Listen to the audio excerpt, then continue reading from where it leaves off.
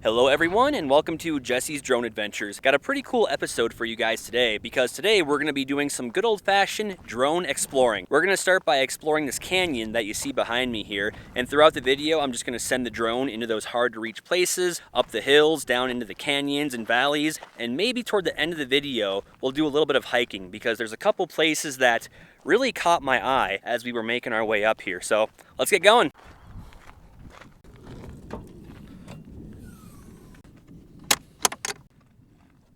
Hello, gorgeous.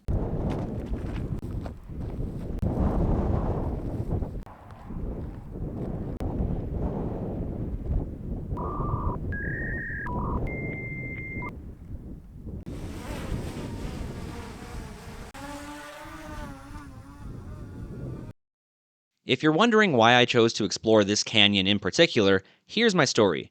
This location has become a regular pit stop for me on my way to northeastern Arizona, mainly to pay the water bill. But after I got done doing my business, I would often stare down into this canyon and wonder, what's down there? This canyon is well over 40 miles long, and its depth and width varies as it winds throughout the desert.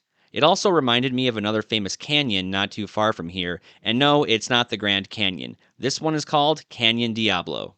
Known for Billy the Kid and his gang hiding out there in the late 1870s, this got me thinking. It wouldn't be too far-fetched to think that maybe this canyon, way back in the day, was also used as a hideout by outlaws, or it could have been a home to the Native Americans. It could have also been used as a temporary pit stop for weary travelers. After all, it provided shade, a place to be hidden, and occasionally a source of drinking water. Did I expect to find ancient ruins or dead bodies down here, or even car wrecks? Not really, but if you don't take a look, you'll never know. Plus, there's always a small chance of stumbling upon Native American pottery, tools, or even an old revolver or spurs from the old frontier days. Some call me crazy, but hey, it could happen.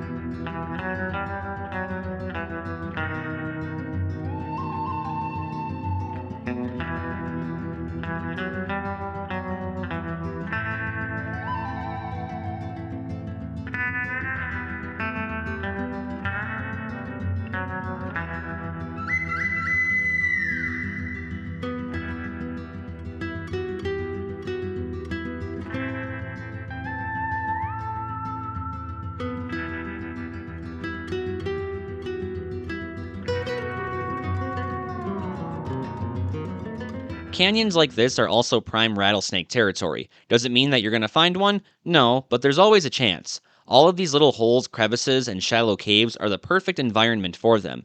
They can stay cool during the day and come out to soak up the sun when they please. And the little puddles of water attract small animals like lizards, mice, rabbits, and birds, which also attracts rattlesnakes, also referred to as the nope rope. I always thought it would be cool to find a rattlesnake den, but, from a distance.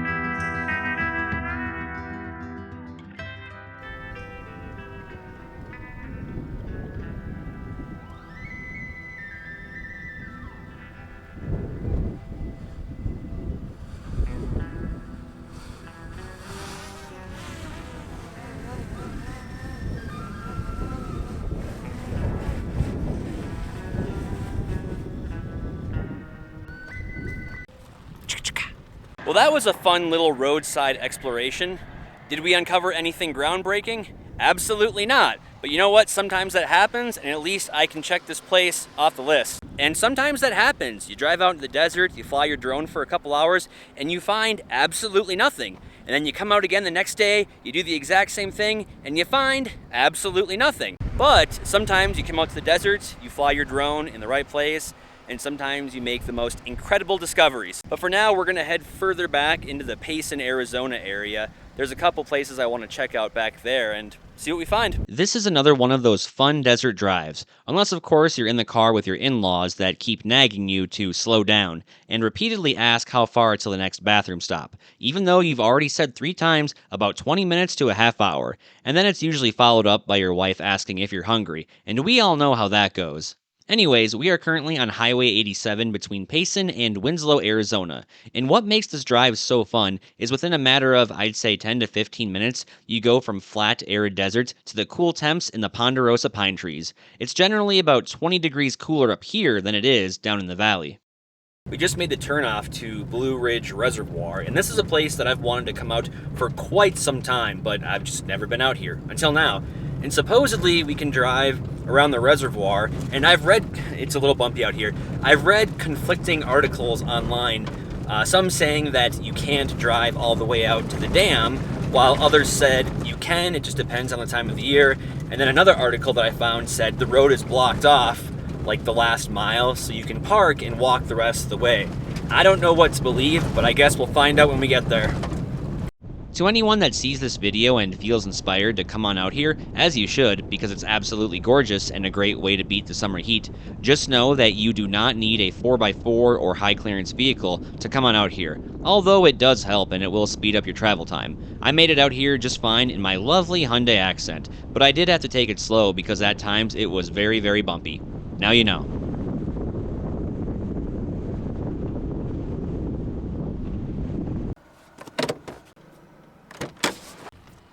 Here's a first-hand look at the reservoir.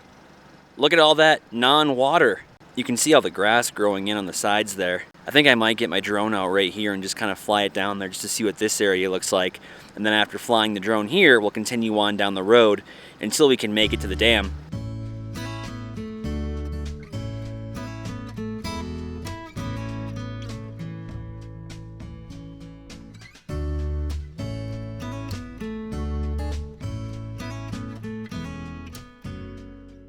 This was my first time here, and after seeing no water in this part of the reservoir, I thought to myself, maybe this is what the rest of it looks like. But that couldn't be further from the truth. I continued on with my flight and thought if I kept scanning the area, maybe I'll find some sunken boats or other junk that may have found its way into the water over the years. And after coming around a bend, I started to see some water. It was also at this point I started to lose transmission signal on my drone, so I hopped back in my car and headed down to the boat ramp. People always ask this question, so here it goes. For this shot, I'm using the DJI Mini 4 Pro drone. It comes equipped with a feature called Active Track that allows the drone to lock onto a subject and follow it as it moves along. The 360-degree obstacle avoidance sensors help prevent the drone from running into any obstacles. Most of the time. And after an extremely close call with that tree, I finally made it to the boat ramp and parking area. Quick update on the dam road, or the road out to the Blue Ridge Dam. There is a road out here, and I didn't see any signs or any obstacles that show that it's blocked off. But the only problem is, we can't keep going. There's the reservoir down there, and over here is the road, and if you look at it, I don't know how well you can see it in the shadows, but it gets pretty darn bumpy right up here. I don't know if I want to attempt driving over this stuff in my Hyundai Accent. If I took it really, really slow, I could probably make it, but it does not seem like a good idea. So I think what I'm gonna do is try to back it up and find a place down there where I can pull over and fly it out to the dam, because the dam's only about another, I don't know, quarter of a mile down the road. I do love my service provider, and I do love my cell phone, but the only thing is, there is no service out here. And if I were to crack an oil pan, bust a tie rod, bust an axle, or get more than one flat, I would be up creek without a paddle. Almost quite literally. Long story short, the dam was further up the road than I had originally anticipated. It was getting to be too late in the day to hike out to the dam and get the content that I needed, and on top of that, my drone started glitching. So I headed back home to Phoenix and came right back out the very next day. As previously stated, it is the following day. Unfortunately, we're not blessed with the weather that we were blessed with yesterday. It is not raining yet, and I checked the forecast. It said 40% chance of rain up until 4 o'clock. It's about 2:30, 2:45 right now. So I'm hoping we can kind of evade the sprinkles and the light rain that's supposed to be coming this way, at least until we get out to the dam.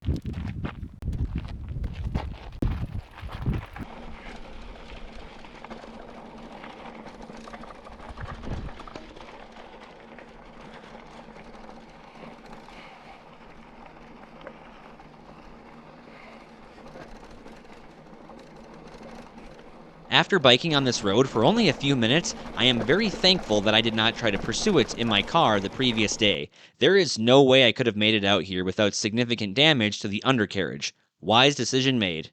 Well, we're only a few feet away from the dam. The dam is just over yonder, but I figured we'd take this second here just to do a quick stop, look, and listen.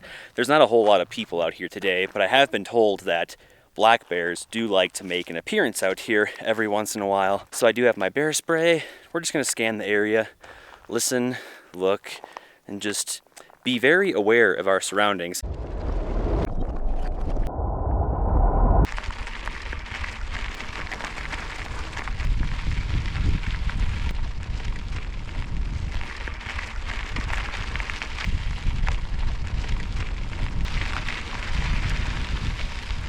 Here's the first look at the backside of the dam here. Pretty darn cool if you ask me. Here's the reservoir. You can see where the water used to go up here. I'm gonna have to do some research on this when I get home because I don't know that the water is always up there. I mean, obviously there's a bathtub ring, but I don't think it's always consistently at the bathtub ring there. Yesterday I wasn't able to make it out this far in my car, but I was able to get my drone up in the air and I saw a lot of people out here kayaking.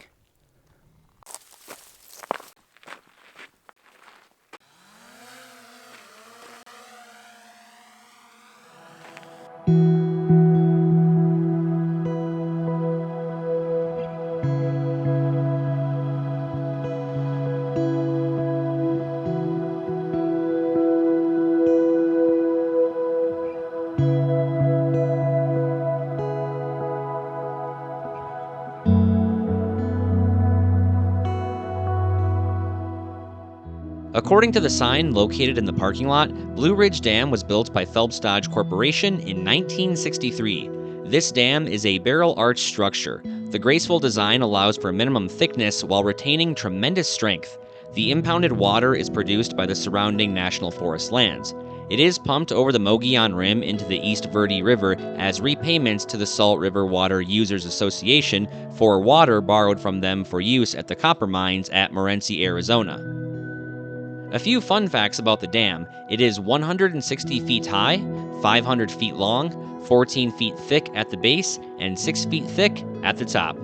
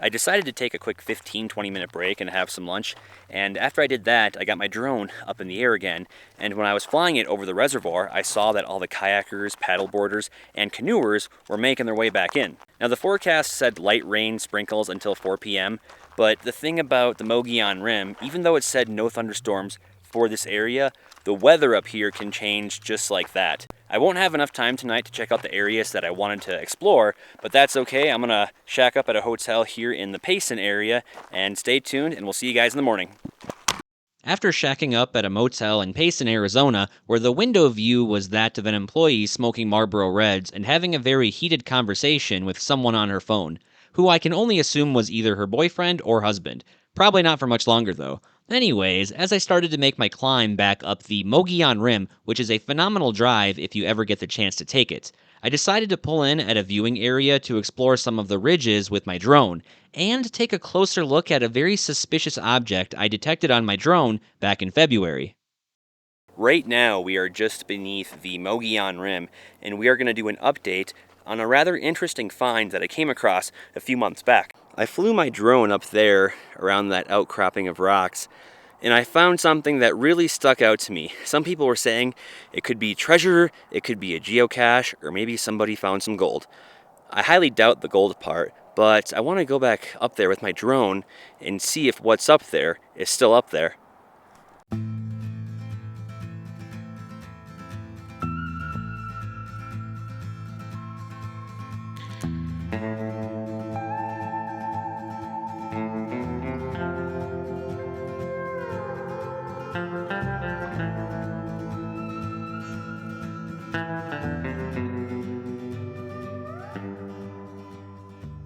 I found this location completely by accident, and this is part of what compels me to fly my drone both up and down into those hard-to-reach places. You never know what you're gonna find.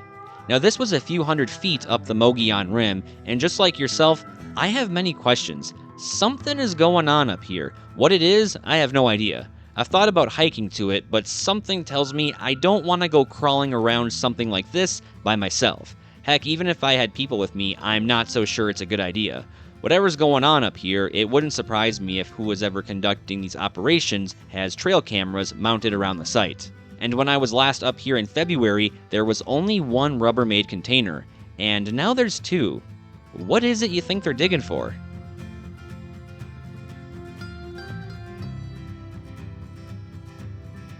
And I'm sure a lot of you guys are going to ask, Jesse, where's the coordinates for this? Where is it at? How do I get there? Please don't gatekeep. Well, guess what? I'm not sharing this location one bit whatsoever. So if that hurts your feelings, get over it.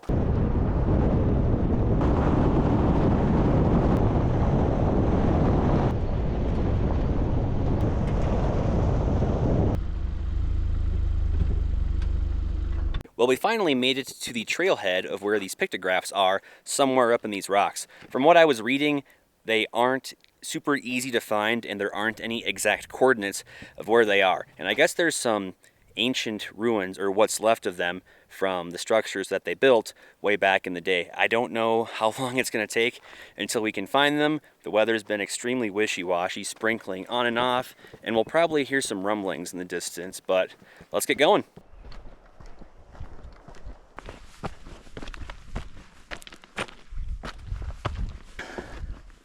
Probably should have brought some water.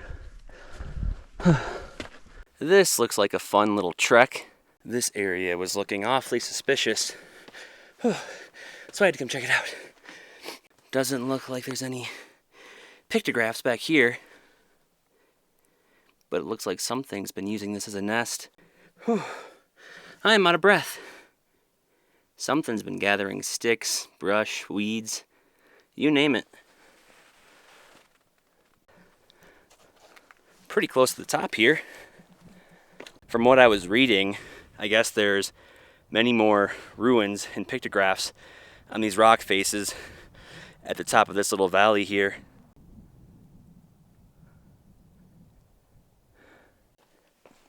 Let's see if we got anything in here.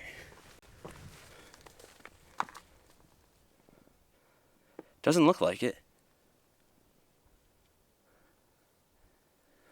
Don't necessarily want to fall down there, but I kind of want to see if there's anything over here. After a few minutes of hiking, I haven't really found any obvious signs of ruins or pictographs, but there is a very suspicious area over here. Don't know if I'll be able to hike to it from here. I don't want to walk all the way back down to the road. Maybe I'll just get the drone out and send it over. The best part about having a drone is I can save a little bit of time by flying it over there. And if there's something over there, we'll go check it out. And if not, we just saved a hell of a lot of time.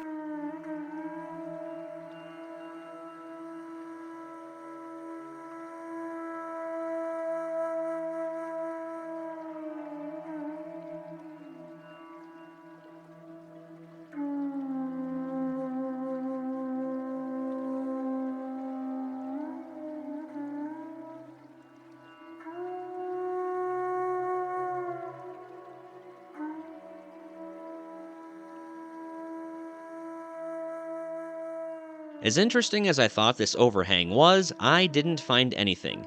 I continued canvassing the area, and that's when I came across this. I couldn't get too close because of the trees, and on top of that, my drone battery was running really low. But from a distance, the different color variations on the rocks led me to believe we may have found something. I quickly retrieved my drone and started to make my way out there. Well, that alcove on the side of the cliff there was a pretty promising find. I estimate from where I am to that alcove, it's probably about a half a mile. But the only thing is, a half a mile hiking and stuff like this really starts to add up when you gotta take extra little footsteps, backtrack, climb up, climb down, just to get where you need to go. It kind of slows you down. It can add a few extra minutes to the hike, but I think it'll be worth it.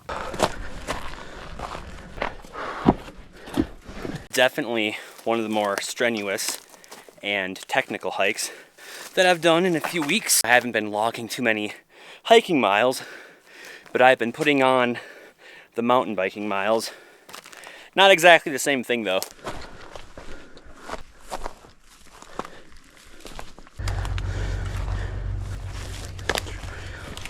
From the perspective of my drone, it seemed like it wasn't that far of a hike. But when you're in here, navigating through all this brush, all the rocks, the loose rock, it makes it seem like it's forever. I was gonna get my drone out and just try to find it again. Call me crazy, but I think we're here. We made it. I don't know if these are pictographs. If you look carefully here, you can see some red outlines. And right up here, there appears to be the graphic of a sun. But this definitely would have made a great shelter for the Native Americans. And the one that I found last time, and I'll link that video down in the description, but that shelter I found last time was about another half a mile, 3/4 of a mile up the road, and there were still some stones around Jesus, I almost tripped, around the perimeter here. I don't think it's fair to say that those were probably the outline, because they could just be from the rock breaking off. But a lot of the Native Americans, especially the Salado people, they used natural alcoves like this for their shelters. As I was kind of scanning the area a little bit, I did find another image here. Not really sure what this one is. To me, it kind of looks like, you can kind of see it looks like a, I don't know, like a flower or a sun. I really wish I could better make out these graphics. These are probably hundreds of years old, and you know what? They're not going to be here forever. Every time it rains and that water comes trickling down the cliff, it takes off the tiniest little particles here. So in time, eventually, one day, a long ways down the road, these will no longer be here. I think what I'm going to do one last time before I head out is get my drone up there and check out a few of those hard to reach places. There's probably nothing in there, and they are pretty small, but I would hate to leave knowing that I skipped out on these little alcoves and there could have been something in there. Sprinkling a little bit, but I think my drone can handle that. This turned out to be a really good call. After I got my drone up in the air, I spotted 2 more ledges that I missed earlier when I was hiking up in this area. This was the ledge that I walked along just a few minutes ago, and these 2 ledges here were the ones that I missed. And when I flew my drone in for a closer look, I noticed these red spots on the ceiling. Some of them had many defined lines, and right then and there, I knew they had to be the pictographs that I was looking for. You would be surprised how many times that happens to me. I'll go out hiking, mountain biking, or drone exploring. I don't find anything, and then I just decide to take one last look or check out one last suspicious looking canyon or rock wall, and boom, I find something. And I know exactly where these ones are too, because they were just beneath that little alcove that I walked through. What are the odds? Looks like the pictographs are right in there. I can kind of see a couple of them right now. I'm not a small guy. I'm not a big guy. And that's probably about, I don't know, maybe a 15-foot drop. But I think if I climb up here, I should be able to shimmy my way in over there. Looks like we're gonna have to army crawl the rest of the way. This was such an awkward angle and extremely uncomfortable, and with only a few feet of clearance from the edge, it was a little nerve-wracking. Check that out. How cool is that? Looks like there was 1, 2, 3, and 4. I think the best way to get a view of these things is to just crawl on my back and shimmy my way through. These pictographs were strategically placed under overhangs like this to help protect them from the elements, and they were made by the Native Americans between 600 and 2,000 years ago. Now, the paint they used was from powdered minerals, charcoal, or crushed plants, and was often mixed with either saliva, blood, or vegetable juices.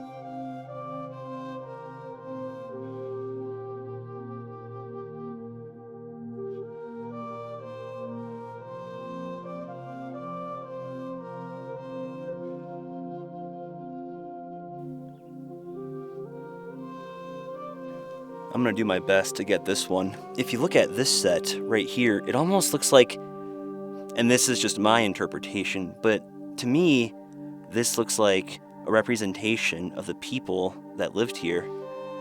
Maybe how many that were in their group. Here's a few photos that I snapped on my Nikon. I did enhance these a little bit to make them pop for better visuals. It is believed that some of these pictographs tell the story of significant events, such as successful hunts.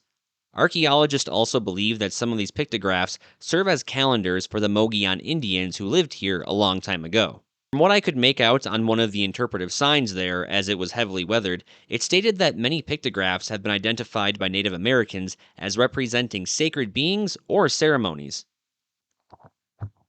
Unfortunately, I didn't have enough time to make it to the other ledge. The wind started to pick up and light sprinkles soon turned to heavy rain. That being said, this is what it looked like on my way home.